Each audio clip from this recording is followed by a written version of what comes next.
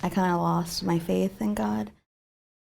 I put a lot of blame on God because of being told growing up that God protects his children and will always protect you.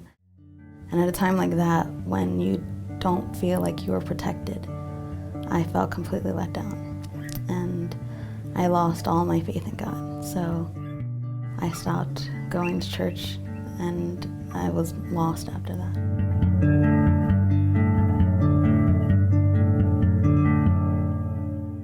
My name is Teresa. I'm 29. I was born and raised in Lancaster County, Pennsylvania. Until about 3 years ago, I moved to California. I'm the youngest of 7 siblings, so there was a pretty wide age gap. So I was pretty sheltered and inside a lot, by myself a lot. So I ended up pretty shy. Up until about 12 years old, I was going to Catholic church with my mother. When I was 7, my parents separated, but she still continued to take me to Catholic church. I kind of questioned a lot about Catholicism growing up. I didn't understand why, if we were supposed to call God our Father, why we would call a priest Father. At 12 years old, I went through, personal life crisis that kind of broke my faith. My mom's boyfriend at the time ended up abusing me. I blamed my mother for bringing him into my life. I kind of lost my faith in God. I put a lot of blame on God, and at a time like that, when you don't feel like you are protected, I felt completely let down. And I lost all my faith in God. So I stopped going to church.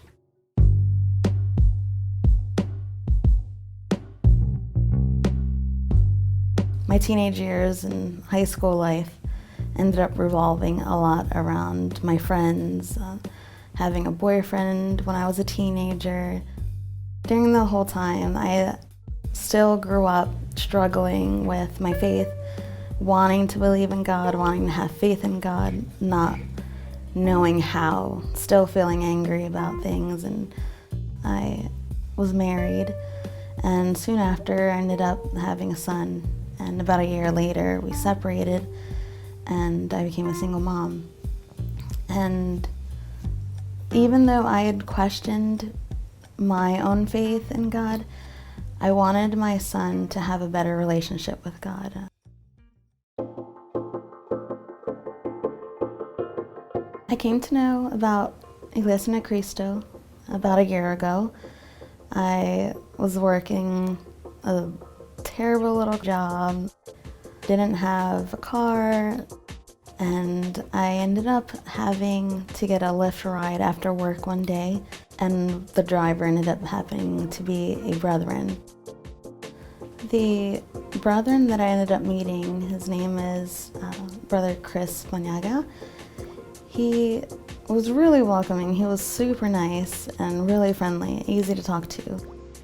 The ride ended up being about a half hour long, trying to get home, and even though I'm pretty shy, it's hard for me to talk to new people, I ended up feeling so comfortable with him that I just couldn't stop talking. So eventually we exchanged numbers, and he invited me out with some of the brethren, got to know them a little bit better, and eventually he brought me to a worship service. From that day, everyone was so welcoming, and seeing how emotional the prayers were, how emotional the brethren were getting, it was different from other churches I'd been to, and it was a pretty emotional service, and I wanted to know more about what more of that was like, so I continued to go from then on.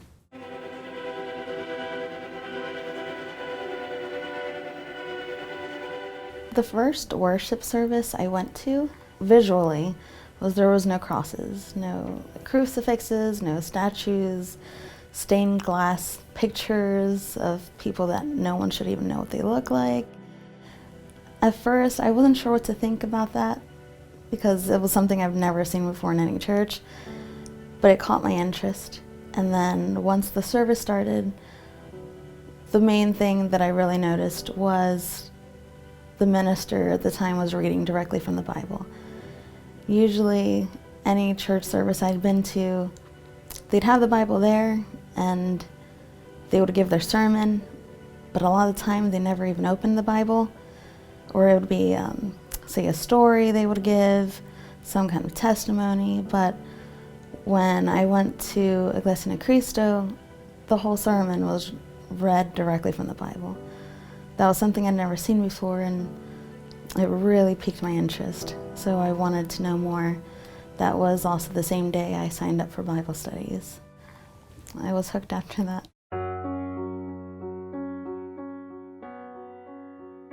When I started Bible studies, one of the things that stuck out the most to me was, I believe it was lesson 7. It was about Catholicism. It was things that I questioned. Even if I hadn't said those questions out loud, they were answered just in that Bible study alone.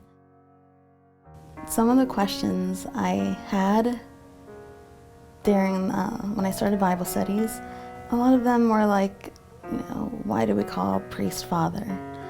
Or why can't they get married?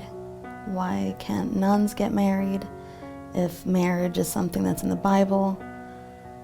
Why is the Pope always wearing these robes and extravagant when he's supposed to be worrying about the people that follow them?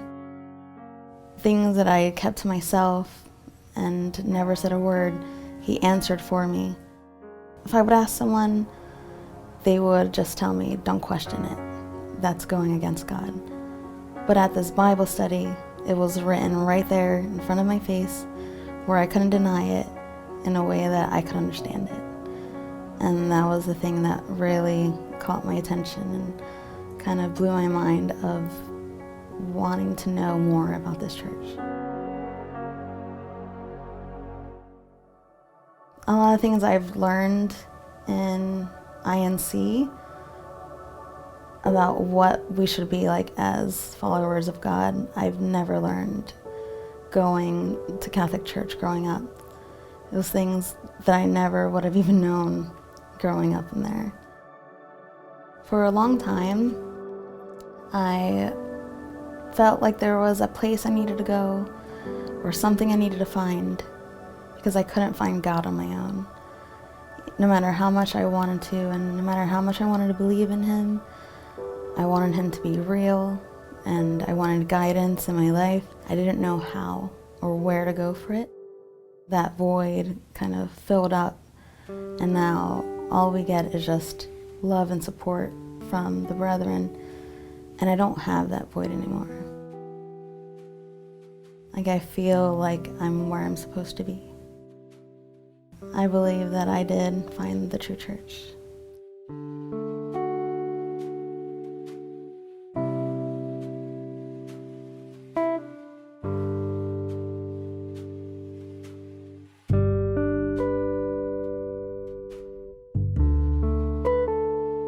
After I started going to the church, it was a few months, and I would ask my mother if she would go with me, at least go to a worship service, if she would go to a Bible study with me.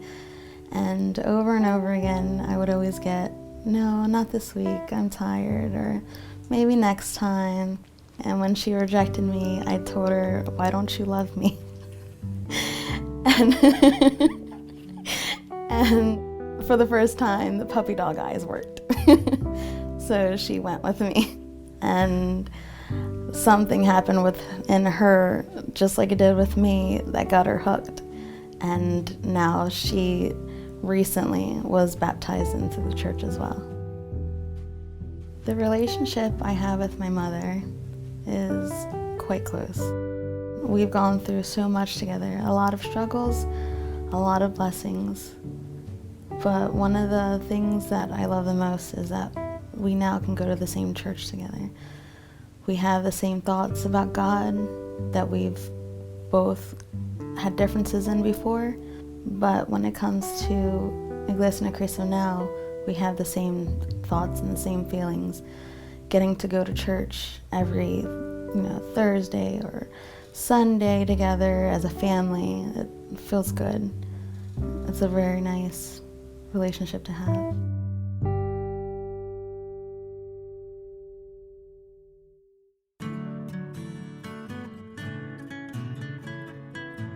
When I became a mother, putting my son first is kind of my main priority.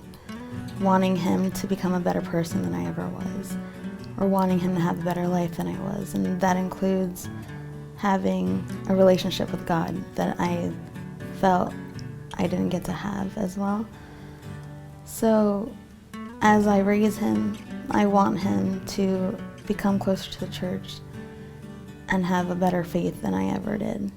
Because even now, my faith has grown so much, but I still regret that I ever questioned it in the first place. And that's something I don't want my son to have to live through.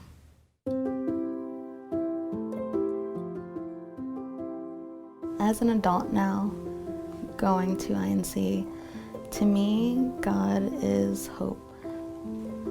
Every time that we have struggles, because there's always struggles in life, now, compared to before, when I was younger, if I had a struggle, I would feel like it's the end of the world. I would feel like there's no way out.